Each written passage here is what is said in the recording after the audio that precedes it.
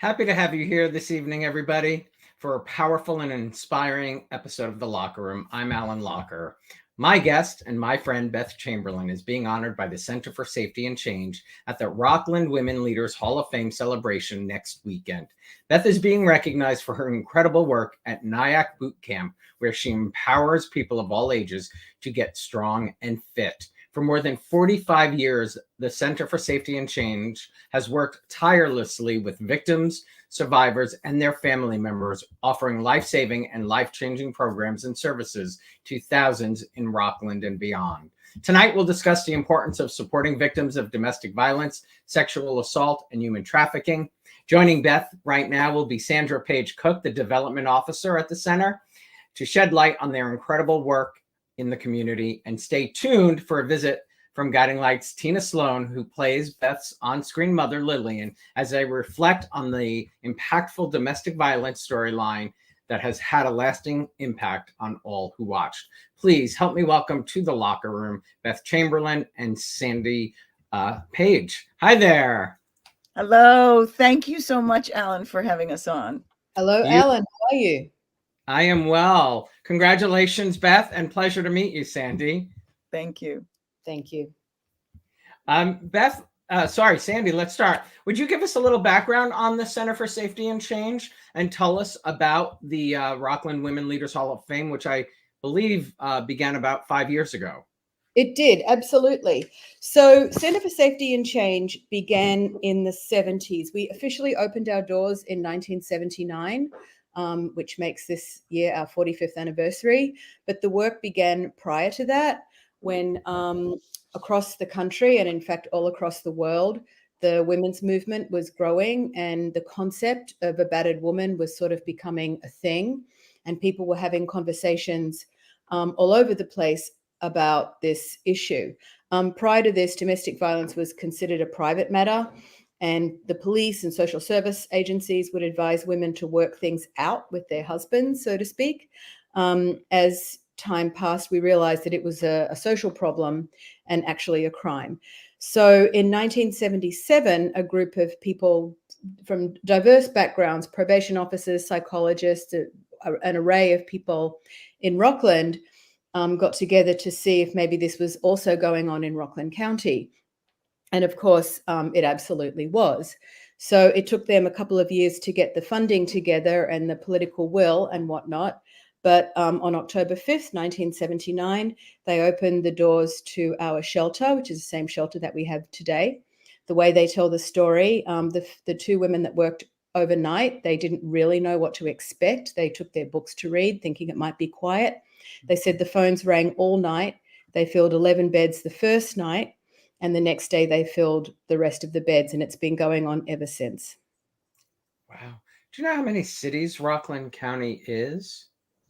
Cities. I do not know how many cities. Wow. And it might even only be towns. Anyway. Towns, or yeah. But that's, I mean, just to think that, back then that many came from Rockland County. Now, if somebody came from a different county, does the center accept them? Absolutely. So all of our surrounding counties have their own agencies, and we would, connect people with more local resources, but we would certainly serve them as we can. So if somebody called and they wanted some advice or referrals or something like that, that's not a problem. We have a 24-hour hotline, and we field all kinds of calls on that hotline. If somebody wanted shelter, the first thing would be to have them try to get shelter where they are, and we would connect them with that agency, because it's a lot more convenient for everybody if you're where you live. The children don't have to change schools, you're closer to the courthouses, et cetera, et cetera. But we absolutely partner with all of the surrounding counties, and if we're full, they take people from our county and vice versa. We do that all the time. Wow. I mean, this might be too difficult. Is there, 45 years, does it decrease? Have we seen a decrease or an increase over those years, or is it consistently just The same. We've Yeah. seen an increase in demand, that's for sure. But so I just want to clarify one thing. So we began with the shelter. Right now we have the shelter plus a lot of non-residential services. We have counseling, therapy, we have legal services, we have support groups, we have sexual assault services. I think that's basically, and we do a lot of preventative education. And so we serve nearly 2,000 unique people per year with those things. The majority of people do not need to go to shelter. Shelter is sort of the most Extreme. dramatic. Yes, Yeah. yes. And, some people might leave their home but have another place to stay. So we would work with them, but they don't necessarily stay in our shelter. Now, over those years, we've definitely seen an increase in demand. Particularly over COVID. I don't know if you saw the headlines over COVID, but domestic rates of domestic violence went up 70% across the world for a whole host of reasons.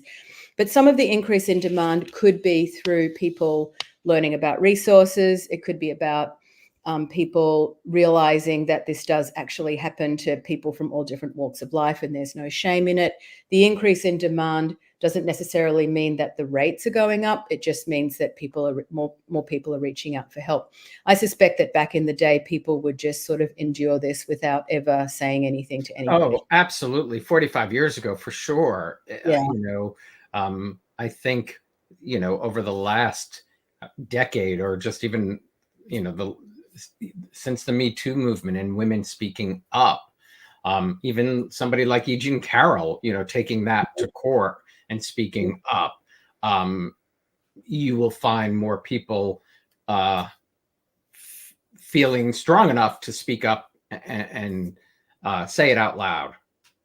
I think that's true too for many women my age. Certainly had circumstances happen with men when, years ago, that we never said anything about it. You sort of felt like you couldn't say anything about it. And there were a couple instances in my life that I never spoke about until, the last few years, when suddenly I myself had this reckoning where I said, that wasn't right what happened there. So yeah, it definitely was a very different world. I know for me, when I was young and in my early 20s and teens, very different world. And Well, Beth, Sandy, sorry, Karen, yeah, go ahead. go ahead. No, one of the things that struck me when I was speaking to Diana is also someone who works at the center, was a number of children she was mentioning that are that at the time I was speaking to her, that are on a wait list now to be served by the center. And, we do tend to think primarily about, or I did primarily about adults when we're thinking about this, but we sometimes forget the smallest victims of domestic abuse and how this cycle, which is one of the reasons, as I said to you, Sandy, one of the biggest reasons why I'm a recurring, why I donate on a monthly basis to the center, is because my goal is to stop the cycle. And because I don't know what the statistics are, Sandy, and I don't know if you do, but one of the unfortunate things is that, children that witness abuse can then end up becoming abusers themselves, or as much as they hate it as children, they can become abusers themselves because that's what they know. And also can end up later being in relationships where they are abused as an adult. So it's one of those things that my goal is stop it, stop this cycle of abuse. I was going to ask you, Beth, how did you become familiar with the center?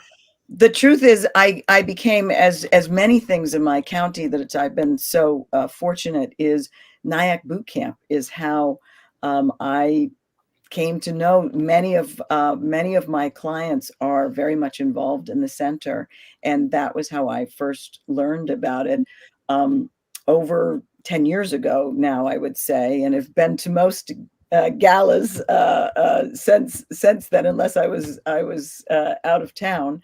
So so that's how I came to know about it.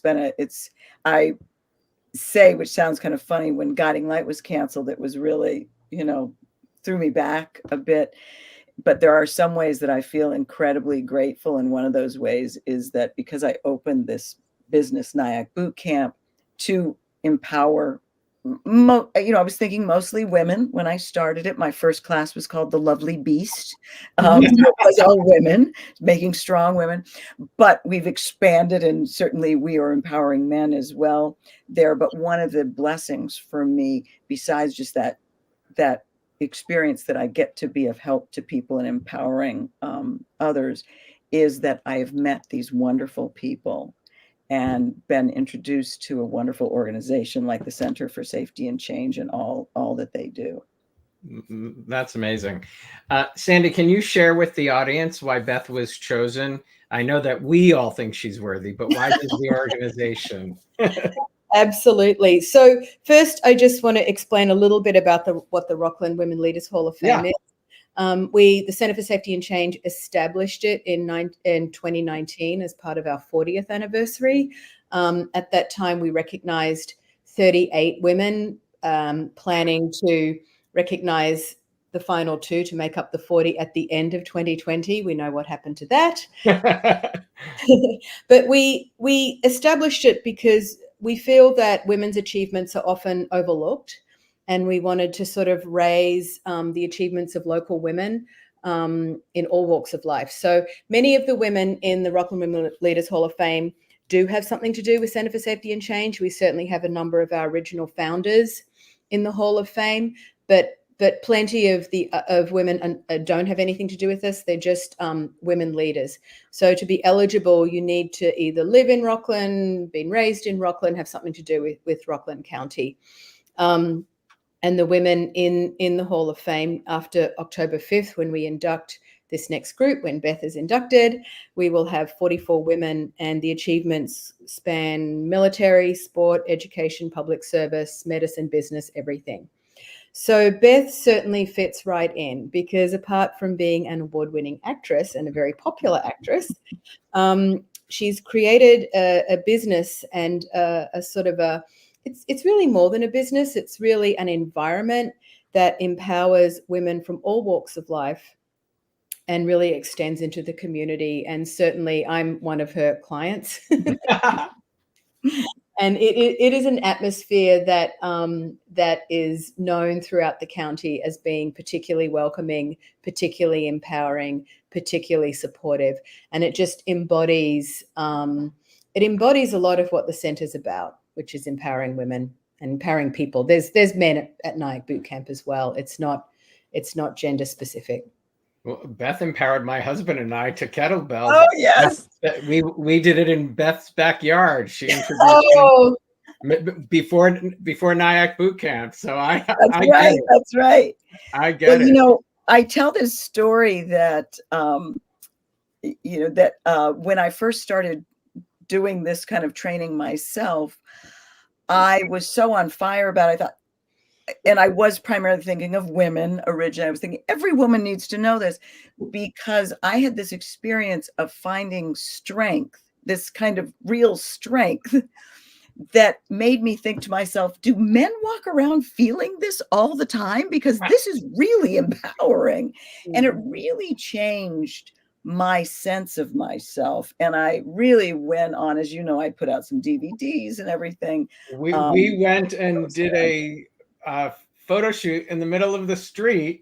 That's in a bikini. Right. Yes. And at the time I was, 44, and I would still go in a bikini, and I'm 60. Yeah, so, but to feel that great is. Yes, exactly. And to just feel empowered to, yes, it's really important. So it's one of those things that actually drove me to open Nyack Boot Camp was that I could do this. But I will say, and one of the things that I'm hoping with this segment we have is also to, in our own little way, empower people that are listening which I always say that everything that I've ever done, whether it's acting, whether it's opening Nyack Boot Camp, my other business called Act in Service, which is for healthcare workers, or whether it's the stand-up comedy that I've been doing recently, every single thing I've ever done, I've thought, I can't do that. I've thought, I'm terrified. That is out of my comfort zone. That is not something I am capable of doing. And every single thing, for whatever reason, I've taken that step. So I always like to add with anything that I'm talking about, anyone that needs to hear this out there, if there's a dream you have, something you want to do, someplace you want to go, or maybe it might be a relationship that you want to get out, the first step is the hardest.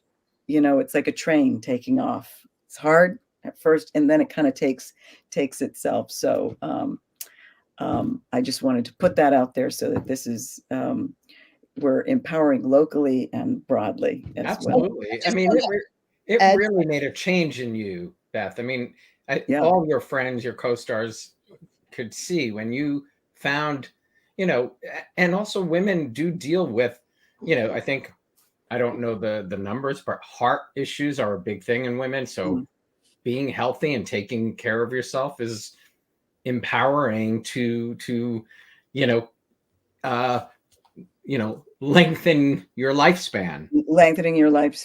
And I'm sorry, Sandy, you were going to say something as well too. I was going to say something that relates to all of that because Beth is very strong, and there are obviously people that go to Nyack Boot Camp that are very strong and very fit, but there are plenty of people that are really starting from the beginning of the fitness journey. Sure.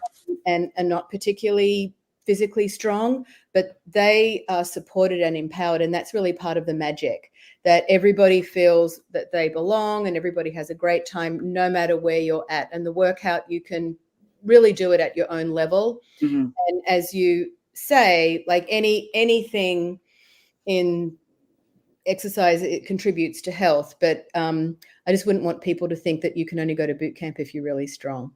Yes, but it is. I mean, and we all in whatever health journey you take, you have to start somewhere. Mm-hmm. You have to start. Well, one of the things that I tell people, actually, I think you know this, Sandy, that the smallest kettlebell that we have that people work with at our gym, that is actually larger than the kettlebell I started with. So people think of me as this, incredibly strong, and I am very strong, but I started very small.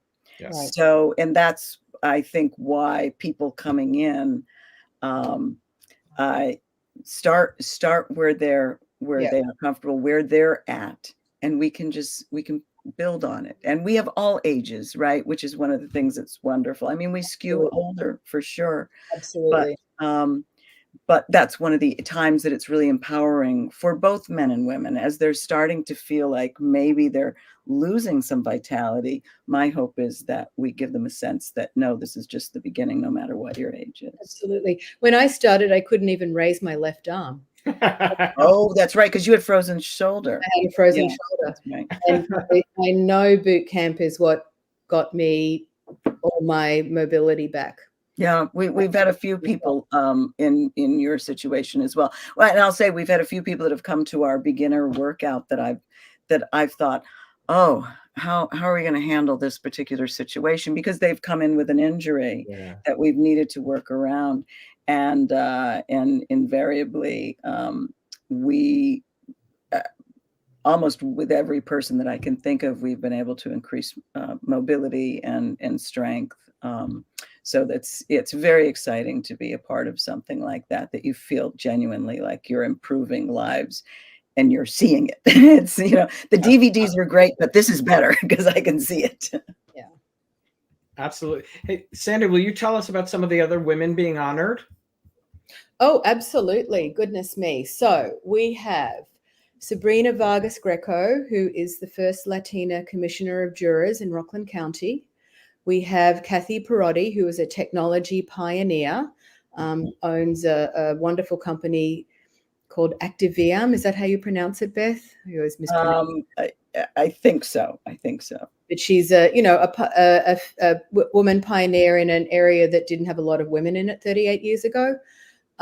We have Dr. Rahman Kaul, who started an organization called Awake that is for South Asian women, focusing on issues of domestic violence in the South Asian community in Rockland County and Westchester. We have Lynn Shanken was a social worker at the center. She has passed away. She's being honored in memoriam, and she was a mentor to many, as well as a leader in women's rights. I think that's 5. And then the last person is Barbara Williams, who is a racial justice and civil rights pioneer for many years in Rockland County, an absolutely wonderful woman who's been involved with many, many, many things, including back in the 70s, sheltering victims of domestic violence in her own home. Oh, wow. And she also worked at an early part of the shelter called the Haven, which was transitional housing. So it was if women, when they were ready to move from the shelter, but they needed some support, figuring out a sustainable living situation for themselves, they would stay in the Haven for a little while as an in-between. One of the things I wanted to mention as Alan as before I forget, I wouldn't jump in there, that is as the women that are being honored are very diverse. And it's one of the things that I don't want to forget to mention is as diverse are also the women, men and women, that are being abused, because often we tend to think of this as a certain socioeconomic level or what have you. We can get certain things in our heads where it spans. Yeah, there's no boundaries. There are no boundaries with it. No boundaries. And Sandy, what I remember Elizabeth giving a stat on, the number of people, one in how many I can't remember that will be, have been, or is or will be a victim of domestic or sexual violence. Do you know what that number is? I think it's 1 in 3. 1 in 3. It's a really, when you start to think about that, you start to look around and think, okay, of all the people I know, that means like there's a third that could be. And just like, in the story I know that we'll talk about later that we did on Guiding Light, which really was groundbreaking, because that original story written by Pam Long was done in the early 80s. Yeah. And that was let's hold on to that, Beth, because Tina's here. I'll bring her out in just a second. Okay. I wanted to ask Sandy, what is the one thing you want the audience to know about domestic violence and sexual assault? Similar to what Beth just said, I think it's important that people know that it's something that affects everybody. It affects people, not everybody, but it affects people regardless of their age, economic status, race, sexual orientation, gender identity, religion, ability, education level. It's across society, and the victim is never to blame ever. It's a crime of power and control and coercion. And if anybody ever has any questions or any doubt, any thoughts, anything at all, they should definitely reach out and get help. Like I said, we have a 24-hour hotline. The number is, if you're in Rockland County, it's 845-634-3344. The number is also on our website. We, of course... 3344? Yes, 3344. We, of course, handle emergencies and people in... Is that it? That's it. Great. And unsafe situations, but people can call that number just if they have a question, just if they have a doubt, if they have a friend, anything like that. And if anybody's not in Rockland County, there is a national number which will connect you with your local resource if you need it. And that number is 800-799-7233. Tell me again. 800 799-7233. Great. There's no question is too small. There are no silly questions. If you have any doubts, any questions whatsoever, reach out. We're here. Sandy, one of the other things that I wanted to mention too is this isn't something that I know as much about, but is the human trafficking aspect of what the center handles. I think that, I mean, what I've understood is that in small local, communities, this is going on, and we're not realizing that it's going on right under our noses. And so, can you just mention that? I can. So we work with victims of human trafficking. We also work to prevent human trafficking. So human trafficking can be sex trafficking. It can also be labor trafficking. And it's basically, with sex trafficking, it's being forced into doing sexual things that you don't want to in exchange for anything of value. So that could be housing, it could be food, could be money. Typically, victims of human trafficking, sexual human trafficking, are younger. But we also frequently have victims of labor trafficking that come to the US thinking that they're going to get a great job. And in the end, they're taken away to a place where they are forced to do farm work or something like that. And, are told that they owe a lot of money for their room and board. On the prevention side, we're actually very excited about a very highly specialized evidence-based prevention program that we offer to girls. This program is designed for girls between 12 and 18. It's a 10-session, 1-hour support group type model. We are going to be offering it 4 times a year in different languages. We've already offered it once in Spanish. Currently, I believe there's a cohort in English. We'll have a cohort in Haitian Creole and another one in English.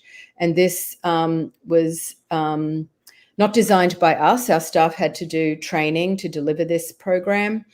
And it was evaluated, I believe, by the National Institute of Health, don't quote me on that, and found to be effective in changing beliefs, behaviors, attitudes, things along the lines of, it is okay if somebody asks you to have sex for money. True or false? If you felt unsafe, would you contact the police? Yes or no? Things like that. So we're very excited about this program that hopefully will make a difference.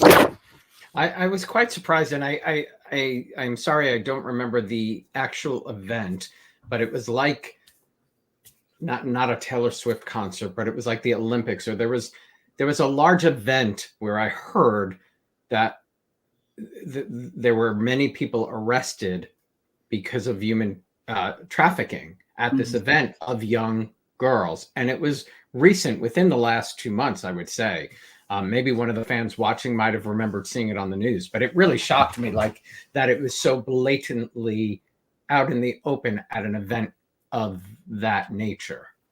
Yeah, well, probably anywhere where teenagers are present, right? I mean, scary. Yeah, scary. Absolutely. Well, it is my pleasure to welcome Tina Sloan, who played Beth Chamberlin's mom Lillian on Guiding Light. And when Tina joined the show in 1983, Guiding Light introduced the characters of Lillian and Beth Raines by telling a very brave and important story involving domestic violence and sexual assault. We will look back on that incredible story and how that story continued throughout the years they were on the show. Please welcome Tina Sloan, everybody. Hello. Hi, Tina.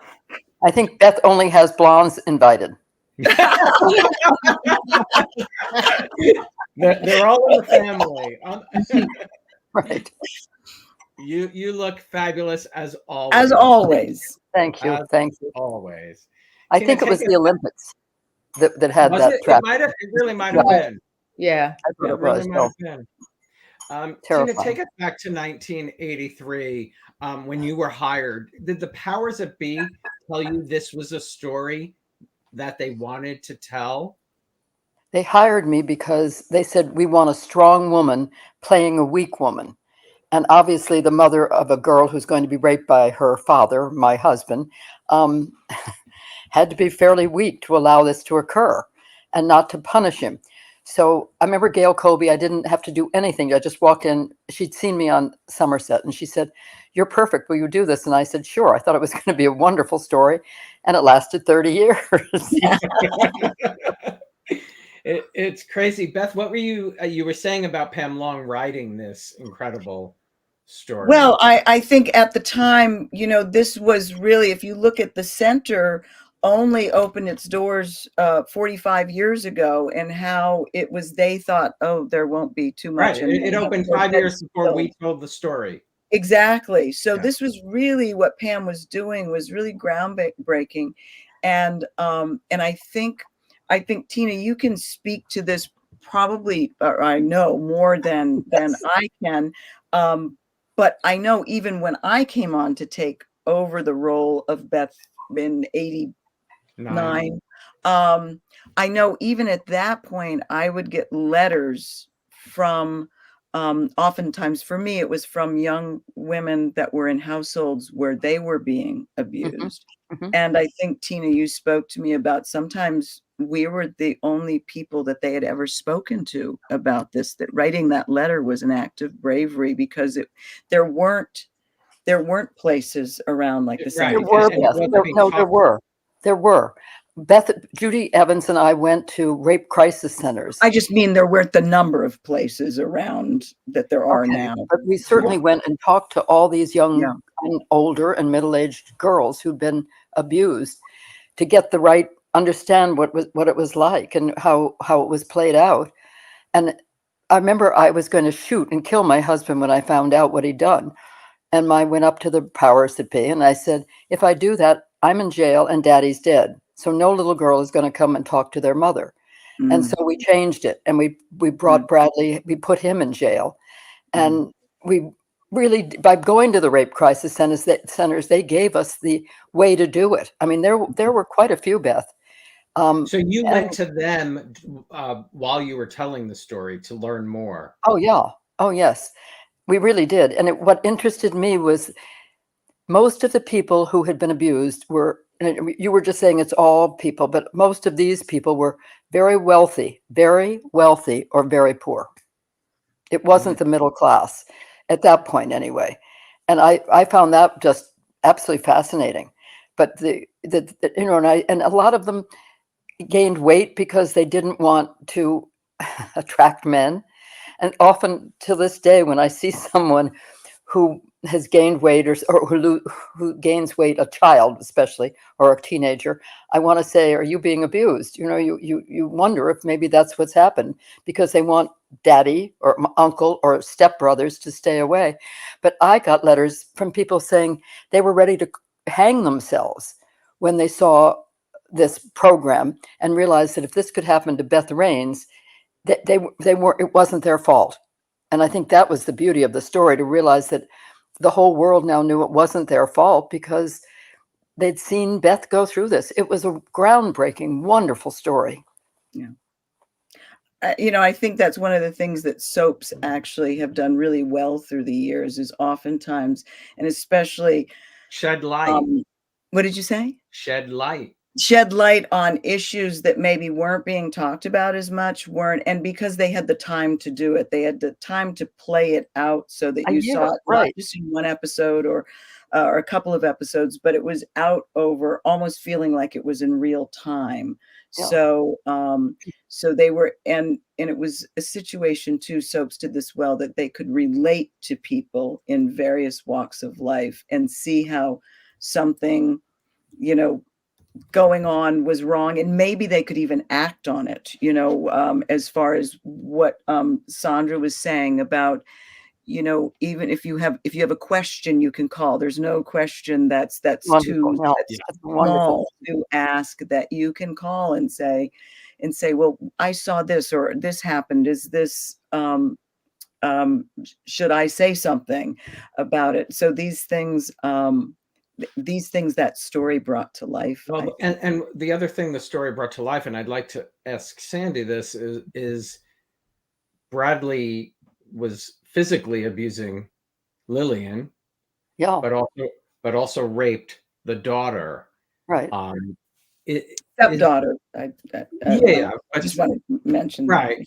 Yeah. But Still, he'd raised her since she was 3. Yes, yes. His daughter. Does it stay in the family like that, Sandy? Is that something that's known? Oh my gosh.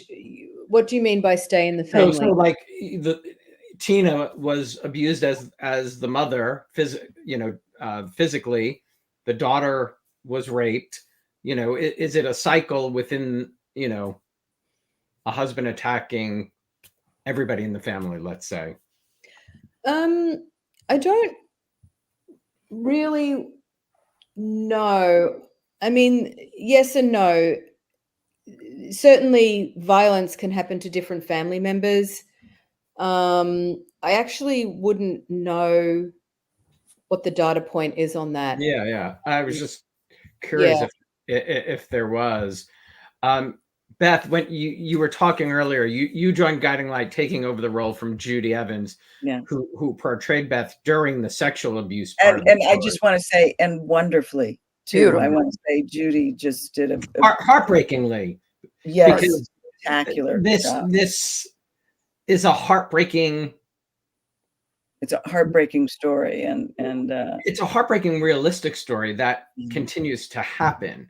I don't know if anybody saw the young woman at the she was speaking at the political stuff who had been abused. It was just heartbreaking listening to her story. You said when you came on in '89 that they were going to have yes. How did they want to bring you back? Well, they were originally talk about what you did to research, because you were coming in. Yes, I was coming in, and I had at least I had the good fortune coming in and knowing that the background of this character, in order to play her, that is, any trauma that one suffers, it's there within you. It does form your life, or at least it colors your life, I should say, in many ways. And I felt that I did have to have some understanding of that. And I did fortunately have a therapist that I was able to talk to, that I was able to get information on repercussions of having gone through this, how this could possibly, years later be affecting someone who was the victim of this type of abuse. So that was really helpful for me coming in. But answering your other question, I was originally supposed to come on the show because my character had, and this is a story, I don't know if people know this story, but Tina and I met in '86, I think it was. It was when Judy was leaving the show, and they cast me to play a character that Lillian finds and thinks that it's Beth until she turns her around and sees that it's not her daughter. And so that's when I originally met Tina and her son, Rennie, and we spent the day together and had a wonderful time together. And then all these years later, I'm actually cast as Beth. But the story originally was that, because Beth was missing all these years, the story was originally that I had become involved in a cult during this time that I was missing. And that I can't remember, I think maybe it was Philip that would find me and then bring me back for deprogramming and what have you. But at the time, there was an issue going on because P&G had a moon with some stars on it, and somebody had started some conspiracy theory thing about that symbol. And so they had to nix that story and come up with a different story to bring me back, which was when the character of Neil brought me back to town. Beth was aphasic, didn't remember her past, couldn't speak. Yeah, I mean go ahead, Tina. Well, I was just thinking how Peter Simon, Sandy, you'd like this. He was the doctor in the hospital. And every time I'd come in with black eyes or whatever, and, or beaten up, he'd say, Lillian, what happened? I'd say, oh, I fell down the stairs. He said, again, he was trying to get me to tell him the truth about the abuse. And I was so terrified of him and of what he would do to me that I would lie. I mean, I would protect him, and more than I'd protect my daughter, until I realized what he'd done. But it was a woman who was just browbeaten, and I saw how I began to feel browbeaten by him, what it must be like for a woman who needs a husband to feed the children and to have a roof over her head. She just takes the punishment and believes she deserves it. I mean, it was awful, but you couldn't say anything. And I understand these women who hopefully can, sometimes they have to go and get new lives, new names, and take their children. What do you call that government program? Witness protection. Yeah. Witness protection program. When it's so bad, they have to go away and leave all Tina their friends. Turner. Do you remember Tina Turner? Like left, Yes, and left, and hid out in a hotel, and to really start over. But yeah, I mean, people are, well, and afraid. oftentimes just, I mean, I was in a relationship for a while that was not physically abusive, but was emotionally, mentally abusive. I was terrified of him. And I was with him longer than I should have been because I was frightened of him. I was afraid what he would do if I left him. So I was in that. But in my case, and I imagine this has to happen, and Sandy can maybe speak to this, that this can happen in many cases, it may start small. The things that he did early on, they were, I let them go. I'd let it go. And then after a point, you do start to feel like maybe you've caused this, you start, your sense of self, your esteem gets so low that you allow yourself to stay in this situation, that I remember thinking to myself, this is destroying me. And honestly, I would say that I was pretty close to being suicidal during that time, because I thought I was just the lowest person on the earth. I thought I had nothing going for me, because that's kind of what I was convinced to feel about myself. Many victims and survivors have symptoms of PTSD, depression, suicidal thoughts, all these things that can pop up for years later if they aren't able to work through things as they need to. And I mean, it's very easy to kind of tap into the visceral response that some people may have. I mean, we have so many stories, as you might imagine, but one of the things that touches me is hearing of people that come to our center for an appointment and they sit in their car for an hour before they can bring themselves to come in to the building, because they're just so overwhelmed with the shame and the fear and everything. And our safe nurse stands for Sexual Assault Forensic Examiner, described somebody that came to the hospital after they'd been raped. They sat in their car for 12 hours. Wow. Before they could bring themselves to come in. So, we work very hard to create a very welcoming environment. We meet people where they're at. All of our staff are what we call trauma informed, understanding that trauma comes out in different ways. And so people come in all different ways. I'm not a program person. I don't work with clients directly, but I give lots of tours to people who are coming to learn about the center and whatnot. And many, many, many people that come to learn about the center are survivors themselves. And I see it. You can see when people are very triggered by what we do. Maybe they didn't have a chance to work it through. It can come out years later. I would encourage anybody that feels like that to call their local center, because we have over 10 different kinds of support groups. Those support groups are open to anybody for years. There's no end date to that. You can drop in and out for all different, we have support groups in English and Spanish. One's focusing on domestic violence, one's focusing on sexual assault. We have a support group for Orthodox Jewish women, for teen mums, for children, for Black women. We are working on a support group focused on older victims and survivors, which sometimes people sort of talking about things that happened in the 80s. Sometimes people stayed in an abusive relationship for 30 years for all kinds of reasons, and they feel like they really don't have much in common with people that are coming in their 20s who have quickly exited a relationship, but they have a whole different host of things that they want to talk about. That's something that we're working on. So it's never too late to work things through. It's I've heard women say this. I think it's men who say this too, but like somebody, like I mentioned, E. Jean Carroll, like people don't understand that a victim will not speak up when it happens. I mean, they don't understand what that fear is like, that people are so afraid to go to a police, to go to a rape center, to go anywhere to just talk about this, because of the fear of not being believed. But I've seen where women are like, how could they not? But they don't understand what that fear is like.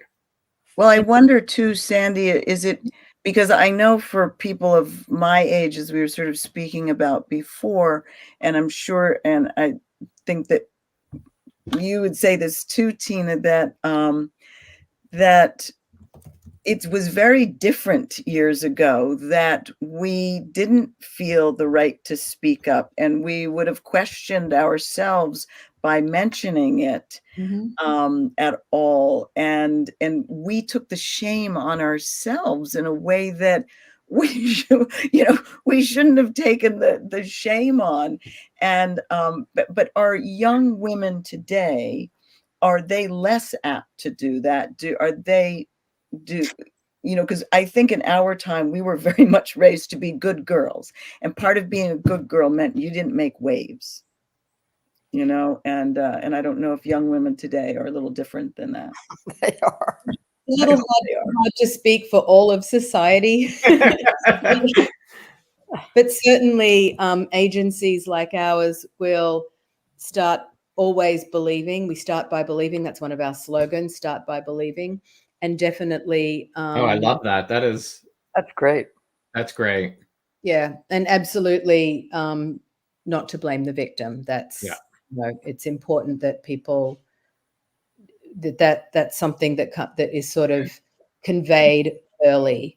Certainly, and I yes. think for victims to see conversations like this, or to see the story on Guiding Light being told, other stories being told, has to help as well. I think we see it all the time when something happens on the news. Then you hear another person who sort of felt empowered to share their story. There are plenty of people who think they're the only one. And that's where the support groups come in, and seeing the stories on Guiding Light, things like that, makes them see, even though Guiding Light is, fiction, it still can make people see that this is happening to other people.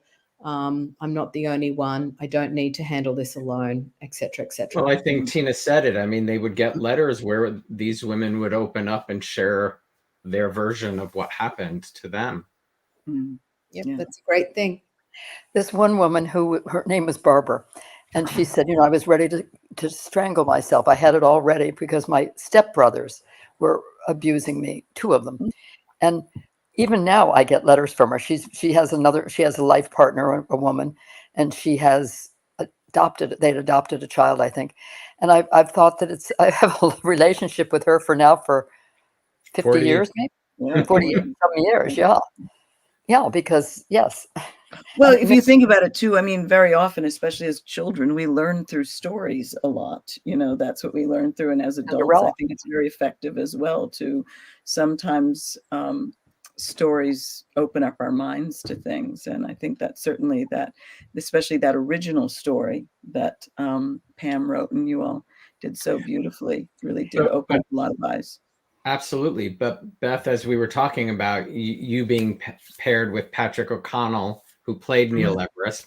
And for those watching, who also happens to be the father of pop superstar Billie Eilish and her brother Phineas. Beth, that it was another cycle though for you, because that was, It was interesting. emotionally abusive Yeah, relationship. so there was an aspect of that relationship that was emotionally abusive, in the way that he was trying to stop me from remembering, seeing my family, acknowledging my family. He was trying to, which, in my abusive situation, there was that sort of closing off of other people around you. So the information that you're getting in it's controlled by him. So I think you hear that. You're worthless. I think you hear that all the time, don't you? About victims. Yes, they get their abuser tries to sort of sequester them so that they have control over them. Now, he wasn't early on. He wasn't specifically saying terrible things to Beth, but he was in a way abusing her by keeping her from her family, trying to keep her all to himself. Later, of course, we did the story with that was also another wonderful story written by Barbara and Jim, where Beth had been in Arizona. She comes back and she is, in a sense, repeating the cycle that had started with the household with Bradley, where she has Carl has been abusing her in Arizona. Her daughter, Lizzie, is witnessing this abuse, and she does, at least she flees to come. Yes, and then unfortunately my daughter had to age kill 7. to stop him from killing me. So, but Lillian even was going to do it, or not that you hired somebody to scare him, I believe. But I mean, yeah. That's got to be I don't know, where it happens, repeat the cycle. Yes. Does it? Sandy, does it, like women who have been abused, let's say, the character that Beth played was raped in the 80s and ended up late in the 90s in another physically abusive relationship. Do you see that happen? So it's funny, that theory has been a little bit debunked as not being statistically true, looking at familial patterns. And it's not really terminology that we use these days in the industry. I think probably we stay away from anything that has any kind of that could be construed as being blame in any way, shape, or form. So that's really important within the industry. So it's not really terminology that's used. So I don't have an answer to that really statistically. Yeah, given that it's 1 in 3. Yeah. Yeah. Absolutely. Sandy, thank you so much for your time today. I know you have to go. I do. Thank you so much to all of you. Thank you, Beth, for allowing us to honor you. We're very excited and looking forward to it. And if anybody needs any help, if this has triggered anybody, I'm sure that Alan will repeat the numbers. Yeah, the numbers will be up on YouTube, and also the link to the Center for Safety and Change will be up on YouTube. What a wonderful thing you're doing, Sandy. Oh, thank you. Thank you so much. Really. Okay, good night. Bye, Sandy. Thanks so much. Bye. But isn't it? Oh, sorry, Tina. Isn't it? It is amazing, though, that here we are, 40-something years later, talking about this story that Pam Long did. I know. That really had such an impact on so many. It was very brave of her, and it was brave of the producers to do it. It was brave of everybody. Brave of P&G. And the network as well. I mean, if you look at the network, P&G, because I'm sure there were some discussions about something of this nature at that time. A young teenager being raped by her stepfather. Yeah. Yes. Yes. They were That very aware of what they were doing, you Yeah. know, Yeah. and it was Yeah. very It was- gutsy of them, I think. And Bradley, poor Bradley, Jim Rebhorn, would get James. sick to Yeah. his stomach before he had to do the scenes. He was so upset because he had 2 daughters and he was the nicest, kindest man in the world. the So for him to do nicest this, man oh, in the world. He was genuinely Didn't he and have a daughter? Tina, did he have a daughter? 2 Two. Yeah. Okay. Yeah. I Two. thought he had in his daughters. real So life. yeah. Yeah. I mean, he's So been that dead now for 10 years, 15 years. Yeah, and he it's so funny because he's the nicest guy in the world, or was the nicest guy in the world, but yet he ended up everything he was cast in. He was cast as the Yeah. terrible. I Isn't it mean, Got a so look that many, was so sort of- many he had a people. bad look to him too, though. He looked sort of dangerous and naughty. yes, he No. did, but it was not who he was at Oh, all. He was I am such a- sure Bradley Raines gave many Guiding Light fans nightmares. Oh, yes. People say they've never forgotten him. Yeah, I am pretty Remember sure. on Seinfeld where he was the judge, the last Seinfeld show? Oh yes, and Yeah. then He he was was the judge. Yes, I Oh, forgot. he was. But also, chasing after the kids in New York scared young kids, I'm sure, Yes. because he was chasing them through Central wow. Park. Somebody just said, a fan, Brad, just said he was in Madonna's Bad Girl video. I have to go rewatch that. I didn't know that. Wow.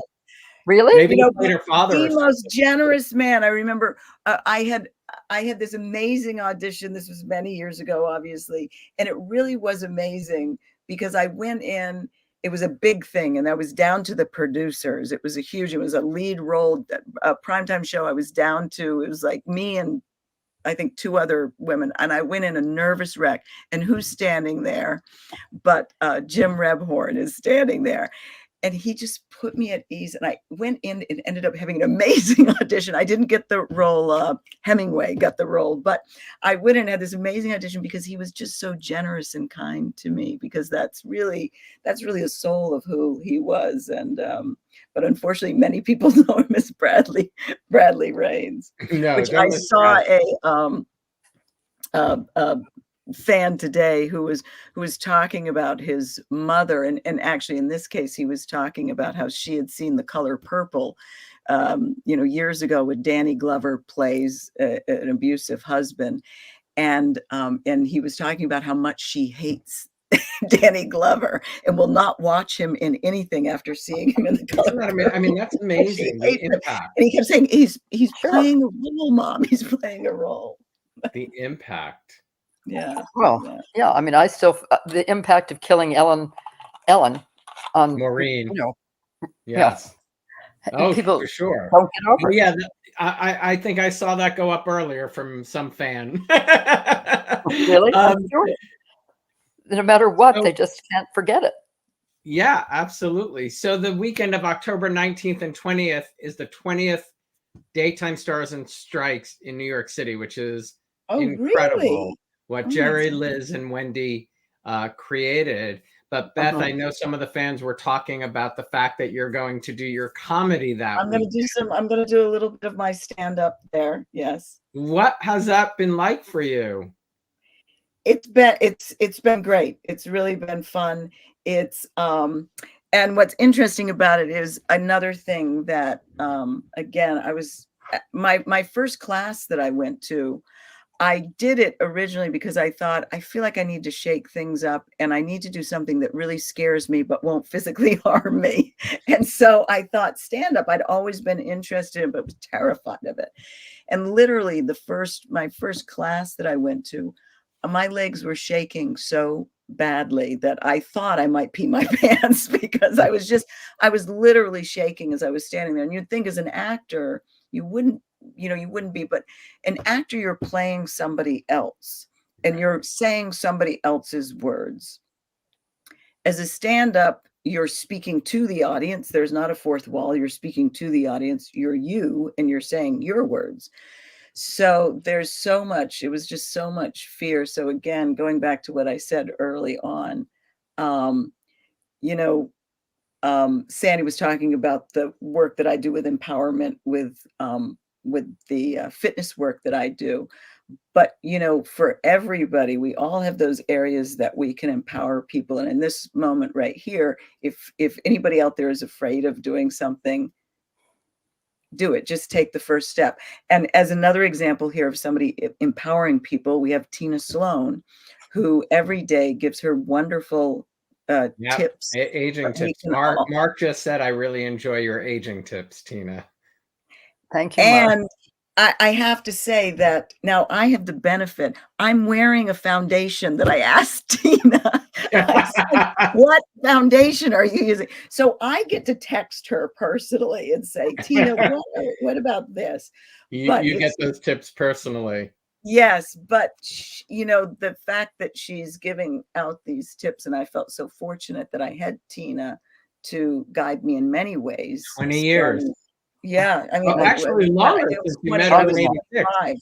When we met, or not when we met, but when I actually took over the role. Backstage, Tina, Beth told me that Luke was supposed to come visit. Yes, he was last weekend. This weekend, no, last weekend. Yes, and he had his UN. his first model UN event, which I'm still waiting to hear about. So, but yeah, I think wherever we are and whatever we can, wherever we are, we can always empower other people, and and sort of that's. Well, Changing Shoes was your first book, right? Well, and I did the play all over the country, a one-woman show. Yeah. And that, just standing on that stage for an hour with my lines and doing it again and again. And I remember I'd sit backstage and say, why am I doing this? Am I crazy? And I said to myself, I'm doing it if I can change one person tonight and empower them by what they see. I've done something worthwhile. And what you were doing was also, like we were talking about the story before, other people were also, you were talking about the, aging, going through these different stages where the shoes change. Oh yeah, for sure. And every woman goes through her own changes. So every woman sitting in that audience is sitting there, regardless of where they are or experiencing their own changes. And today's aging tip, Beth, I did about you and me. You have to watch it. Oh, okay, I will. Today's? Yeah, today's. Yeah, wait. Okay, I'm gonna watch it. It's about how I became invisible when you and I were in the coffee shop, Starbucks, in our evening dresses. It was about invisibility. I was 50 at the time. That was 30 odd years ago. And Beth and I walk into this Starbucks as usual in our beautiful clothes from a scene we were doing, an evening clothes scene at 9 a.m. And everybody was looking at her. And I walked out hating her and realized, you get invisible when you get older. You do. You really do. You haven't gotten there yet, Alan. You might have shared that at some point before, though, actually. But the two of you truly are aging backwards. I agree. You too. Well, listen, one thing I do say to people, and again, I know people maybe get a little tired of me saying fitness, vigorous exercise, but I am a huge believer in that keeps us young. I actually have a belief, people laugh at me when I say this, but I have a belief that there is an internal switch within us that when we stop moving, when we stop that moving, that internal switch says, this person is no longer valuable to the tribe. So if you're valuable to the tribe, you need to stay around. If you're not valuable to the tribe, you need to put you on an ice pack and send you out into the open. Yes. So I say, keep moving so that internal switch stays on, still saying valuable to the tribe. Got to keep her around. That, Beth. I'm going to do one of those tomorrow. Tina, fans were asking, are you in Florida right now? No, I'm up in an island off the coast of Connecticut. Good. But I'm watching the Florida, believe me. And I'm going to be in Nashville. I'm going to take care of Rennie's kids while he goes to Europe with his wife for her 40th birthday. Steve and I are going. And I'm seeing Nashville as the place that's going to be hit really badly in this storm. Oh, Oh no! But What Yeah, do you if leave? you watch it, it's fascinating. It But they- goes. Well, it's taking a Florida's- very different track than what I thought it was it's going saying to it's do. very dangerous in Florida. Yes. Well, I don't know that Florida is dangerous. I think maybe the west coast of Florida is. It looks terrible the with West those Coast, waves yeah. coming in all the time. They said those waves are deadly. Huge. Yeah. What is they, it? 15 feet high? Yeah, they said it's not going to be good. Well, I'm glad you're not there, but now I hope you they might not get out. No, I'm going to Florida we're going Monday, but by then it'll all have passed through. Yeah. And then we Okay. go up to 4 days later, we go to Nashville. So it's fine. We'll Good. miss it all.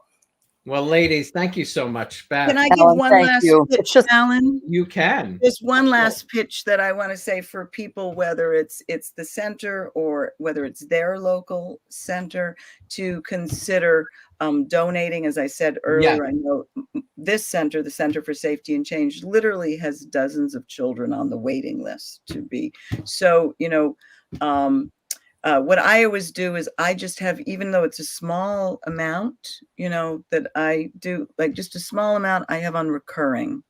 And what I look at it is I say, when you go to the checkout and they say, do you want to round up for whatever charity it is?